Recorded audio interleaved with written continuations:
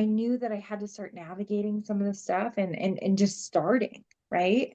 And so that's kind of how I've met certain people and changed lives and connected and had stories and we've shared because I just started being vulnerable and saying, this is my truth, right? I remember the first time I was vulnerable around my past experience and my trauma as a child.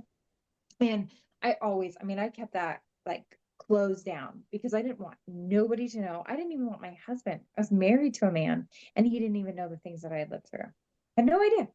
Had no idea. There was people that knew me for so many years, didn't know I was adopted. I was adopted at age 11. I was so afraid.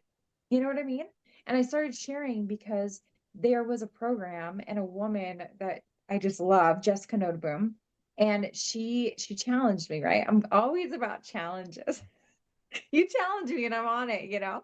So, but she challenged me because I became a part of the Boys and Girls Club. Like I love children and women. Like I really want to just uplift children and women and men too, but I really am connected with women and children. And uh Jess said, we've got to raise $25,000 for these kiddos at the Boys and Girls Club. And I'm like, I'm out. Like I can't do that. Like I'm barely scraping by right now.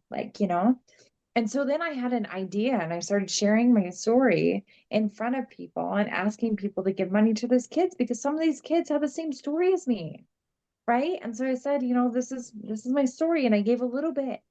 And I raised $10,000 that year just by myself.